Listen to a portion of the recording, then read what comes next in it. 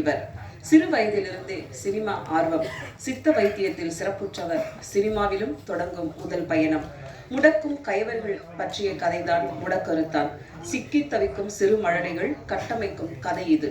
குழந்தைகளுக்கு எதிராக தோன்றும் பயங்கரவாதத்தை தன் சிறு முயற்சி மூலம் செதுக்கி உள்ளார். மனிதனுக்காக மனித நேயம் சொல்லும் படம் முடக்கருத்தான். தயாரித்து, எழுதி, இயக்கி, நடித்து, பின்னணி இசை கோர்ப்பு செய்த டாக்டர் வீரபாபு அவர்களை உங்கள் முன் பேச அழைக்கிறோம். அவையை அலங்கரிக்கும் அத்தனை பேருக்கும் என்னுடைய அன்பான வணக்கங்கள்.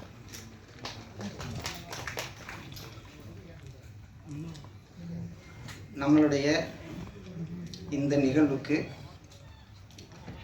காமராசர் காலத்திலிருந்து நேர்மையாக ஒரு அரசியலை செய்து கொண்டிருக்கக்கூடிய ஒரு மிகப்பெரிய மனிதர். அவர் நமது இந்த விழாவில் கலந்து கொள்வதில் நான் ரொம்ப பெருமைப்படுகிறேன். ஐயா தமிழறிவு மணியன் ஐயா அவர்களே வணக்கம்.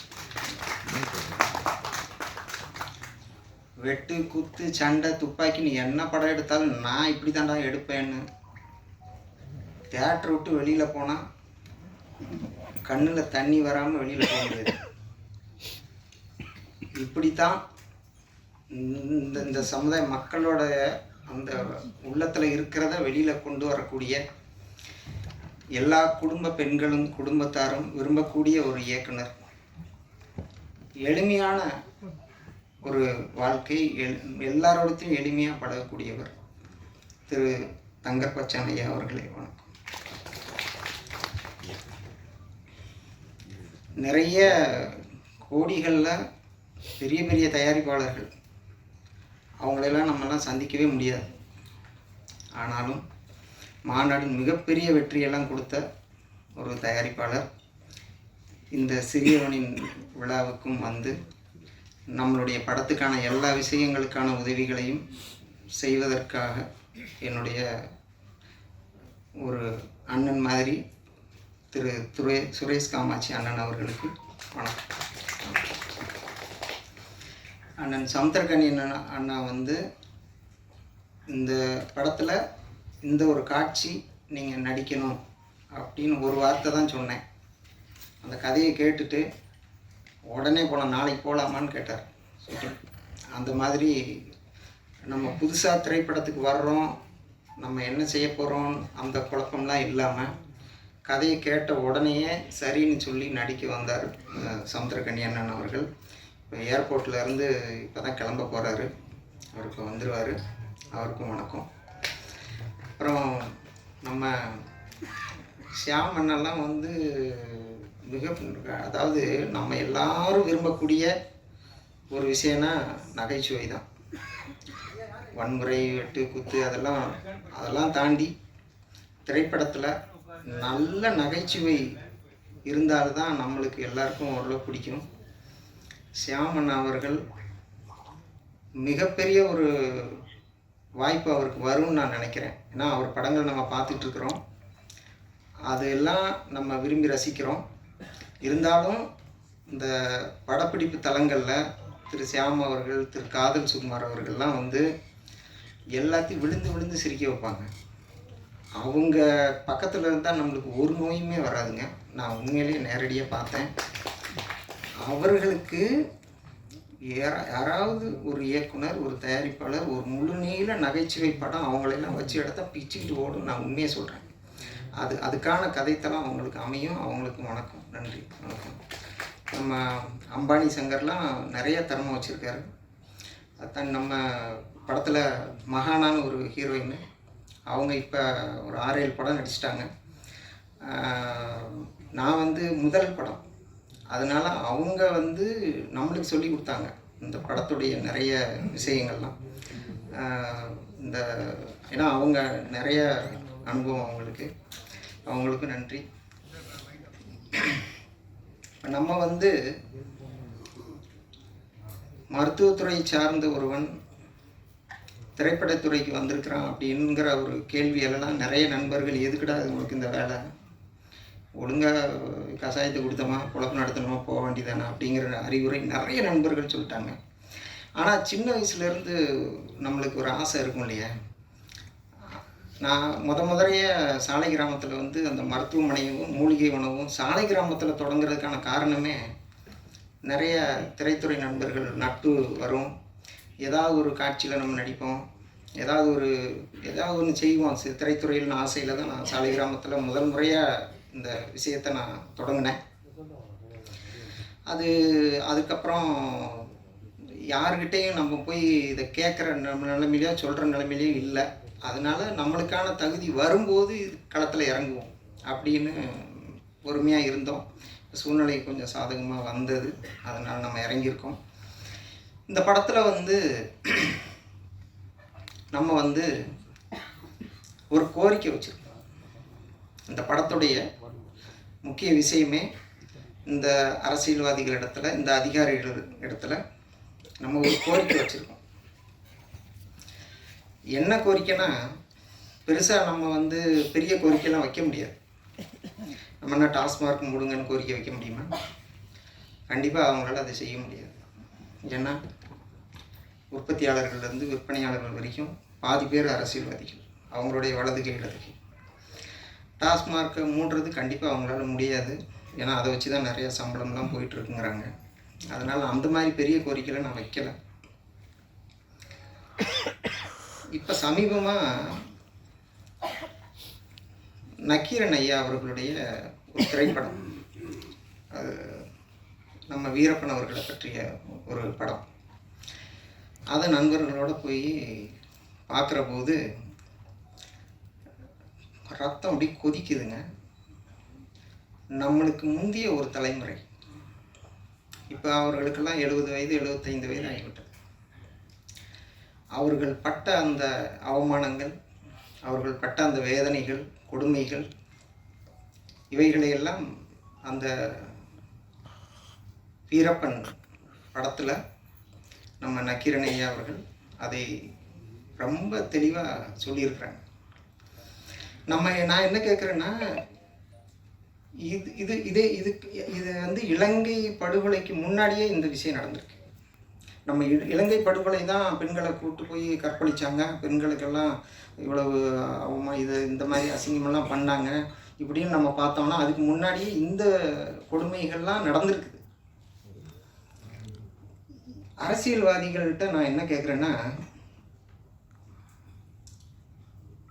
நீங்கள் தேர்தல் வாக்குறுதி கொடுக்கும்போது 1000 ரூபா தரேன், 2000 ரூபா தரேன், மிக்சி தரேன், கிரைண்டர் தரேன்னு சொல்கிறத விட இந்த மாதிரி கொடுமைகள் நடக்காதுன்னு ஒரு உறுதி கொடுங்க, எல்லோரும் சந்தோஷப்படுவாங்க. ஏன்னா நம்ம எல்லாம் படித்து என்ன பிரயோஜனம்? இந்த கொடுமைகள், இப்போ ஒருத்தன் ஒரு வீட்டில் ஒரு தப்பு செய்கிறான், காவல்துறை என்ன பண்ணணும்? அவன் குற்றவாளினா அவனை பிடிச்சி தண்டனை கொடுக்கணும். வீட்டில் உள்ள சமையல் செஞ்சிட்டு இருக்கிற பெண்மணியை கூப்பிட்டு போய் துணிமணியெல்லாம் அவுத்து நிற்க வைக்கிறது, வீட்டில் உள்ள பிள்ளையை கூப்பிட்டு போய் அவமானப்படுத்துறது, கொடுமைப்படுத்துறது, கற்பழிக்கிறது, இந்த மாதிரியான விஷயங்கள் இனிமேல் நடக்கக்கூடாது. காவல்துறை வந்து குற்றவாளியை பிடிக்கணுமே தவிர குற்றவாளியில் உள்ள பெண்களையோ குழந்தைகளையோ தொடக்கூடாதுன்னு சட்டமன்றத்தில் ஒரு தீர்மானமே கொண்டு வரணும். இது வந்து ரொம்ப முக்கியமானது.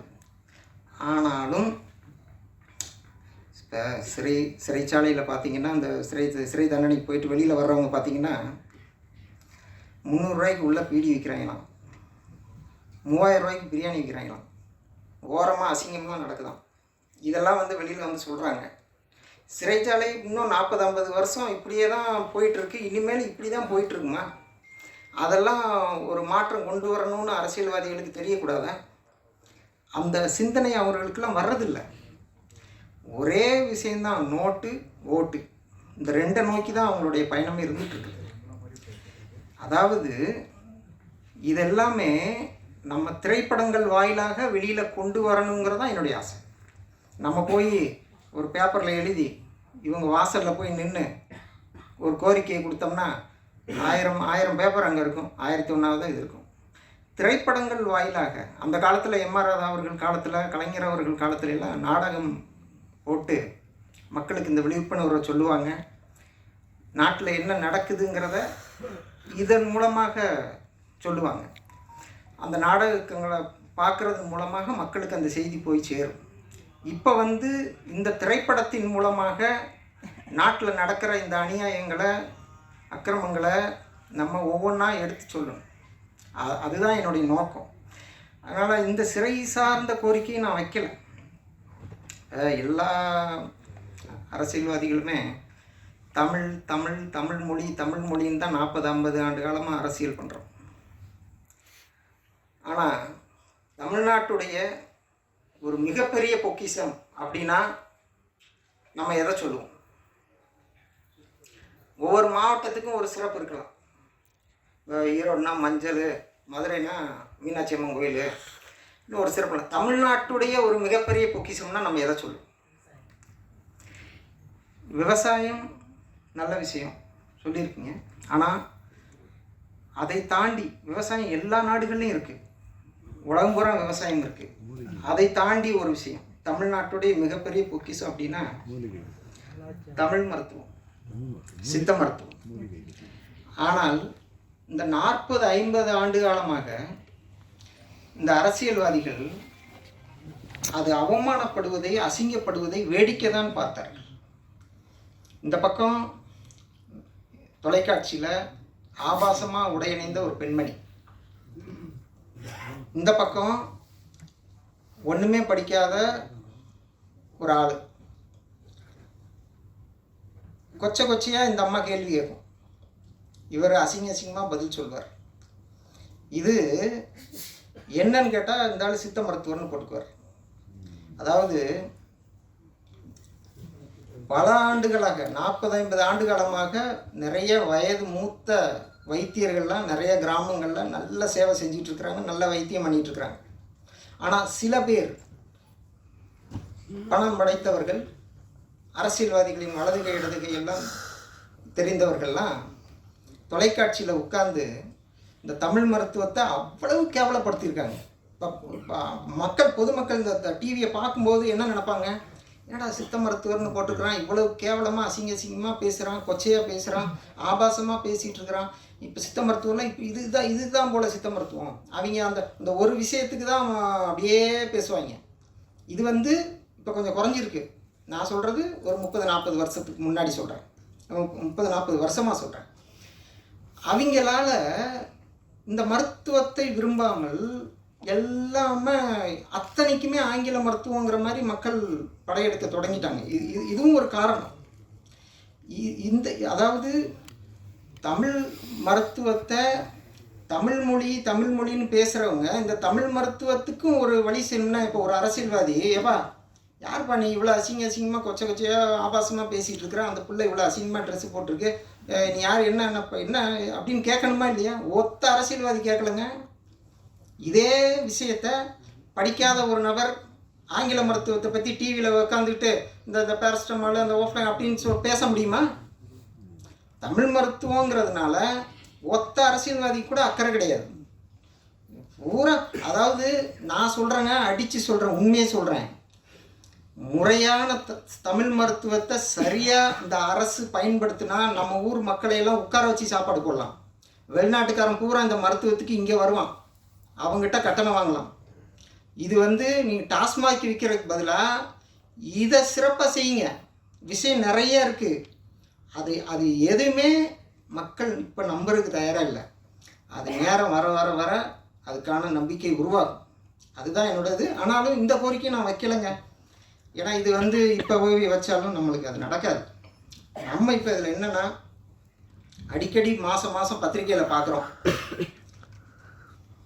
தன்னுடைய 2 குழந்தைகளை தூக்கி கிணத்துல தூக்கி போட்டுட்டு தாயும் குதித்து தற்கொலை. என்னன்னு கேட்டால் பசி, வறுமை, கடன். இதான் அந்த 2 குழந்தை தண்ணியில் விழுந்து அந்த ஒரு நிமிஷம் தவிக்கிற பொழுது அந்த காட்சி நீங்கள் யோசிச்சு பாருங்க. ஒரு பசினால், வறுமையினால் அந்த தாய் தன்னோட 2 குழந்தையை தூக்கி போட்டு தானும் குதித்து தற்கொலை பண்ணுற அளவுக்கு பசி கொடுமை இருக்குன்னா, போன 4-5 நாளைக்கு முன்னாடி கூட ஒரு கர்ப்பிணி பொண்ணு தன்னுடைய முதல் குழந்தையை தூக்கி கிணத்துல போட்டுட்டு அதுவும் குடிச்சு செத்து போச்சு. நான் என்ன சொல்கிறேன்னா, நீங்கள் இது வரைக்கும் 7 லட்சம் கோடி கடன் வாங்கியிருக்கீங்க. இந்த ஏழைகளுக்கு, இந்த ஏழை பெண்களுக்கு நீங்கள் அந்த 1000 ரூபா கொடுக்குறதெல்லாம் விட்டுருங்க. யாரெல்லாம் இந்த மனநிலையில் இருக்காங்க, என்ன ஒன்றும் வழி இல்லை, குழந்தைய காப்பாற்ற வழி இல்லையா, அதெல்லாம் அங்கே போங்கம்மா, அந்த அரசு இது இருக்குமா, போய் குழந்தைங்கள அங்கே சேர்த்து விட்டு நீங்கள் அங்கே இருந்து தொழிலை பாருங்கள். இந்த மாதிரி ஒரு அரசு, ஒரு அமைப்பை உருவாக்கணும். குழந்தைகளை தூக்கி கிணற்றில் போட்டு தானும் குதித்து தற்கொலை செய்யக்கூடிய நிலைமையில் இந்த பெண்கள் இருக்கிற போது நம்ம இந்த 7 லட்சம் கோடியை வேறு வேறு விஷயங்களுக்கு பயன்படுத்தக்கூடாது. முதல்ல இந்த குழந்தைகள், இந்த தாய்மார்களுடைய, நீங்கள் வந்து இந்த எல்லாருக்கும் 1000 2000 இது தேவையில்லை. யாருக்கு தேவை? பசி பட்டினியெல்லாம் சரியாயிடுச்சா, அதுக்கப்புறம் நீங்கள் அடுத்த திட்டத்துக்கு போங்க. அப்படியே பெரிய பெரிய லட்சம் கோடியில் திட்டம், அது திட்டத்தெல்லாம் பண்ணுங்க. இதை செஞ்சுட்டு அதை செய்யுங்க. இதைத்தான் நம்ம வந்து இதில் கோரிக்கையை வச்சுருக்கோம். 70 வயதை கடந்த முதியவர்கள், 80 வயதை கடந்த முதியவர்கள் இன்னைக்கும் கை நடுக்கத்தோட, கால் நடுக்கத்தோட அந்த இட்லி சுட்டு தான் பிழைக்கணுமா, பனைமரம் ஏறி தான் பிழைக்கணுமா? ஏங்க, ஒரு காலேஜில் ஃபஸ்ட் இயர் முடித்து செகண்ட் இயர் போனால் அவன் ஃபஸ்ட் இயர் வந்தவொடனே, ஏய் உனக்கு நான் சீனியரு, உட்காரு, அப்படி போ, இப்படி போங்கிறாங்க. 70 வருஷமாக இந்த மண்ணை ஒழுங்காக காப்பாற்றினவங்கப்பா அவங்க 70-75 மாடாக உழைச்சி ஓடாக தேஞ்சு போயிருக்கிறாங்க. அவங்களுக்கு அந்த கடைசி காலத்தில் ஒரு நிம்மதியான வாழ்க்கையை கொடுக்கணுமா இல்லையா? நீ என்ன கட்டுப்போ, நாங்கள் இதை தான் நாங்கள் போடுற திட்டம் வேறு. மக்களுக்கான, அதாவது இந்த குழந்தைகளும் வயது மூத்த அந்த 70 வயதுக்கு மேட்ட முதியவர்களும் பிரச்சனை இல்லாமல் வாழணும். அதுக்கான ஒரு நல்ல திட்டத்தை உருவாக்கணும். இந்த 2 கோரிக்கை தான் நம்ம படத்தில் வச்சுருக்கோம். இப்போ நம்ம வந்து பள்ளிக்கூடம், இப்போ நம்ம இப்போ காலையில் வர்ற குழந்தைகளுக்கு காலை உணவு திட்டம் மிகச்சிறப்பான திட்டம். இப்போ தமிழக முதல்வர் அவர்கள் இப்போ நடத்திட்டு இருக்கிறாங்க. அந்த மாதிரி காலையிலையும் சாயந்தரமும், காலைல ஒரு 2 மணி நேரம், சாயந்தரம் ஒரு 2 மணி நேரம், பள்ளிக்கூடத்திற்கு வீட்டிலிருந்து குழந்தைகள் கிளம்பும்போது 2 அரசு பேருந்து, ஒரு பள்ளிக்கூடத்துக்கு 2 அரசு பேருந்து, குழந்தைங்கள அங்கேருந்து வீட்டிலேருந்து கூப்பிட்டு வந்து பள்ளிக்கூடத்தில் விடணும். அதே மாதிரி சாயந்தரம் பள்ளிக்கூட குழந்தைகளுக்கு 2 அரசு பேருந்து, பள்ளிக்கூடத்துலேருந்து சாயந்தரம் ஒரு கையில் ஒரு கடலை மிட்டாய் கொடுத்து வீட்டில் போய் இறக்கி விடணும். இது எப்படி இருக்குன்னு யோசிச்சு பாருங்கள். பஸ்ஸில் தொங்கிக்கிட்டு போகிற அந்த குழந்தைகளுக்கு என்னைக்கு நீங்கள் மாற்று வழி செய்ய போகிறீங்க? பொதுமக்கள்லாம் இடத்த ஆக்கிரமிச்சிடுறாங்க. பள்ளிக்கூட வாசலில் வந்து குழந்தைங்க நிற்கிது, பையோட சுமந்துக்கிட்டு நிற்கிது. இந்த கூட்டத்தில் அவங்க அந்த குழந்தைங்க எப்படி இதில் ஏறி பயணிக்கும்? நீங்கள் இலவச பஸ் பாஸ் கொடுக்குறீங்க சரிதான், அவங்களுக்குன்னு ஒரு தனியாக 2 பேருந்தை கொடுத்தா எத்தனை கோடி ஆயிர போகுது? தாய்மார்களோட மனநிலையை பாருங்கள். காலையில் வீட்டு வாசலில் பேருந்து கூட்டிகிட்டு போயிட்டு சாயந்தரம் வீட்டில் வந்து கடலை மிட்டாயோட குழந்தைகளை இறக்கி விட்டால் அந்த தாய்மார்களோட மனநிலையை பாருங்கள். இதுதானே இங்கே வேணும். மாதத்துக்கு 1000 ரூபா கொடுக்குறதுல ஒன்றும் இது கிடையாது. இந்த மாதிரியான ஒரு கோரிக்கை தான் நம்ம படத்தில் வச்சுருக்கிறோம். அது தமிழக முதல்வருக்கு கோரிக்கை அப்படின்னே அதில் ஓப்பனாகவே நம்ம பேசியிருக்கோம். அது அவர்கள் இந்த படத்து ரிலீஸ் ஆன பிறகு ஜனவரி 25 நம்ம திட்டம் போட்டிருக்கோம், அதில் வந்துடும். இந்த கோரிக்கையை தான் நம்ம அதில் வச்சுருக்கிறோம். இப்போ இந்த திரைப்படத்தை தாண்டி நான் தப்பாக பேசினா நீங்கள் நிறைய நேரம் பேசுகிறேன், அதை நீங்கள் நினச்சிக்க வேண்டாம். ஏன்னா நம்மளாம் சாமானியமான ஆட்கள்னாலாம் இந்த மாதிரி மேடையெல்லாம் நம்மளுக்கு கிடைக்காது. இப்போ இந்த கொரோனான்னு ஒரு விஷயம் 7-8 ஆண்டுகளுக்கு ஒரு முறை ஏதாவது ஒரு வைரஸ் காய்ச்சல், 7-8 ஆண்டுகளுக்கு ஒரு முறை உலகம் முழுக்க சிக்கன் குனியான்னு வந்துச்சு. அப்புறம் ஒரு 7-8 வருஷம் கழித்து டெங்குன்னு வந்துச்சு. அதுக்கப்புறம் ஒரு 7-8 வருஷம் கழித்து இப்போ கொரோனான்னு வந்துச்சு. இன்னும் வரும்னு தெளிவாகவே சொல்கிறாங்க. ஐநாவும் உலக சுகாதார அமைப்பும் தெளிவாக சொல்கிறான், கண்டிப்பாக வருது அப்படிங்கிறாங்க. இப்போ நம்ம போன தடவை மிகப்பெரிய ஆபத்தை நம்ம சந்தித்தோம், கொஞ்சம் மீண்டு வந்திருக்கிறோம். ஆனால் அதுக்கான திரும்ப வந்தால் எல்லோரும் இதிலிருந்து முழுமையாக மீண்டு வரணும், தப்பிக்கிறதுக்கு என்ன வழி வச்சுருக்கோம். இதே ஐசி வார்டு, இதே ஏசி ரூமு, இதே காலேஜில் கொண்டு போய் எல்லாம் அடைச்சி வச்சு இதே வழியை தான் செய்யணுமா? அதுக்கான மாற்று திட்டம் நீங்கள் என்ன திட்டு வச்சுருக்கீங்க? 5394 பேஷண்ட்டை நான் பார்த்தேன். அதோட கொரோனாவுடைய முழு விஷயத்தை நம்ம நேரில் கண்ணில் பார்த்துருக்கோம். அதுக்கு மெயினாக என்ன, முக்கியமாக என்ன தேவைப்படுது தெரியுமா? மருந்தா, மாத்திரையா, ஊசியா? கிடையாது. மருத்துவர்களா, செவிலியர்களா? கிடையாது. அதெல்லாம் வேணும். ஆனால் அதெல்லாம் விட கொரோனா நோயாளிகளுக்கு, நுரையீரல் பாதிக்கப்பட்டவர்களுக்கு ஒரு விஷயம் ரொம்ப ரொம்ப அவசியம்.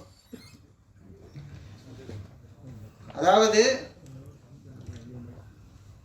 நோயாளிகளின் உதவியாளர்கள். இதுதான் ரொம்ப முக்கியம். அரசு அதிகாரிகளே நல்லா பாருங்க. அந்த கொரோனா நோயாளிகள் அந்த இருந்த இருக்கையிலேயே, அந்த படுக்கையிலேயே சிறுநீர் மலம் கழிக்கிற சூழ்நிலை தான் இருக்கணும். அவர்கள் நடந்து கழிப்பறைக்கு போனால் நுரையீரல் வெகுவாக பாதிக்கப்பட்டு ஆக்சிஜன் குறையும். இதுதான் நம்ம கண்ணால் பார்த்தது. நம்ம கல்லூரியிலலாம், ஜவஹர் கல்லூரியில் பார்த்தீங்கன்னா படுக்கை அறை இங்கே இருக்கும். காலேஜோடைய அந்த பாத்ரூம் உங்களுக்கு தெரியும், அந்த கடைசியில் இருக்கும். இங்கேருந்து நோயாளி அங்கே நடந்து போயிட்டு வர்றதுக்குள்ளே ஆக்சிஜன் டவுன் ஆயிடும். நீங்கள் நல்ல மருத்துவர்கள், செவிலியர்கள்ட்ட கேட்டு பாருங்கள், அவங்க உண்மையை சொல்லுவாங்க. படுக்கையிலிருந்து கழிவறைக்கு போயிட்டு வரும்போதே இறந்து போனவர்கள் நிறைய பேர், கழிவறையிலே இறந்து போனவர்கள் நிறைய பேர். அதனால் அடுத்து ஒரு ஆபத்து தமிழ்நாட்டுக்கு வருகிற பொழுது, தமிழ்நாட்டில் எவ்வளவோ நல்ல விஷயங்கள் இருக்குது, எல்லா விஷயத்தையும் நம்ம ஒருங்கிணைக்கணும்னு நான் சொல்கிறேன். அதாவது தடுப்பூசி போடு, தடுப்பூசி போடு, தடுப்பூசி போடுன்னு சொன்னீங்க, எல்லோரும் போட்டோம். அடுத்து இன்னொரு 2வது தடுப்பூசி நீங்கள், அப்புறம் பூஸ்டர் நீங்கள், அப்புறம் ஏதோ மாஸ்டர்னு ஏதோ சொல்கிறாங்கன்னு நினைக்கிறேன். இப்படியே போனால் அதை விட திடீர்னு அவன் கம்பெனிக்காரன் வந்து இப்போ நிறுத்துங்கப்பா, இதில் ஏதோ சிக்கல் இருக்குது போடாதீங்கிறான். இப்போ 1 வருஷத்துக்கு அப்புறம் அந்த மாதிரி விஷயங்களை நம்புங்க. அறிவியல் பூர்வமாக அவங்க செய்கிறாங்க, சரிதான். ஆனாலும் நம்மளுடைய மண் சார்ந்த இந்த மருத்துவத்தை மங்கி போக செய்யாதீர்கள். இந்த விஷயத்தையும் கொஞ்சம் கருத்தில் கொள்ளுங்கள். கொரோனா நோயாளிகளுக்கு நீங்கள் உடனே அங்கே அப்படியே பரவுதுன்னு செய்தி வந்தோன்னா ஆக்சிஜன் ரெடியா, பெட்டெல்லாம் ரெடியா? அதெல்லாம் விட முக்கியமானது என்ன தெரியுமா? நல்ல காற்றோட்டம், சுற்றி மரம், செடி, கொடியெல்லாம் இருக்கணும். ஜன்னலை திறந்தா சுத்தமான ஆக்சிஜன் கிடைக்கணும், சூரிய ஒளி உள்ளே வரணும். அந்த நோயாளிக்கு ஒரு 10 அடி தள்ளி இன்னொரு படுக்கை, இன்னொரு நோயாளி, இந்த பக்கம் 10 அடி தள்ளி ஒரு நோயாளி. அவங்க என்னப்பா நல்லா இருக்கியா, சாப்பிட்டியா, அப்படி பேசிக்கணும். 5 நோயாளிகளுக்கு ஒரு கழிப்பறை நடுவில் இருக்கணும். அந்த கழிப்பறையை சுத்தம் செய்வதற்கு ஒரு நபர் தனியாக இருக்கணும். இந்த நோயாளிக்கு 5 நோயாளிக்கு ஒரு உதவியாளர் இருக்கணும். அந்த உதவியாளருக்கு இரக்க குணம் இருக்கணும், நல்ல மனசு இருக்கணும். அந்த சிறுநீர் மலத்தை, அந்த அந்த டயப்பரை அதெல்லாம் எடுத்து வெளியில் போட்டு இவரை சுத்தம் செய்யக்கூடிய அந்த மனப்பக்குவம் கொண்ட இளைஞர்கள் நிறைய பேர் இருக்கிறாங்க. நம்ம கொரோனா வார்டுலாம் அந்த மாதிரி இளைஞர்கள், பெண்கள்லாம் அதில் வேலை செஞ்சாங்க. அந்த மாதிரியான ஆட்களை, நோயாளிகளின் உதவியாளர்கள் என்ற பணியை தயவு செய்து உருவாக்குங்கள். அதுதான் எல்லோரையும் காப்பாற்றும். நீங்கள் போடுற தடுப்பூசி, மாத்திரை, மருந்து இதெல்லாம் சரிதான், தப்புன்னு சொல்லலை. அதையெல்லாம் தாண்டி இந்த காலகட்டத்தில் முக்கியமானது நோயாளிகளின் உதவியாளர்கள். ஒன்றும் இல்லை, தைரியமாரு, நாளைக்கு ஆங்கில மருத்துவர் இருக்கணும், அங்கேயே நல்ல உணவு கிடைக்கணும், அங்கேயே நம்ம இயற்கை விஷயங்கள், நம்ம மருத்துவ மருந்துகள்லாம் இருக்கணும். எல்லாமே கலந்து சூழ்நிலைகளை பார்த்து, ஒரு நோயாளியின் நிலைமையை பார்த்து அதுக்கான வைத்தியத்தை செய்கிற பொழுது தமிழ்நாட்டை உலகம் திரும்பி பார்க்கும். இதுதான் உண்மை. அதனால் நான் திரைத்துறைக்கு வந்தது ஏதாவது ஒரு மக்களுக்கான, நம்ம சமுதாயத்தில் கண்ணில் பார்த்துக்கிட்டு இருக்கக்கூடிய ஒரு விஷயத்தை இந்த திரைப்படத்தின் மூலமாக நம்ம சொல்லணும். இதுதான் என்னுடைய நோக்கம். அதுக்கு தான் திரைப்படத்துக்கு வந்தோம். அதை ஓரளவு நம்ம சொல்லியிருக்கிறோம். அது நீங்கள் படம் பார்க்கும்போது உங்களுக்கு தெரியும். நன்றி, வணக்கம்.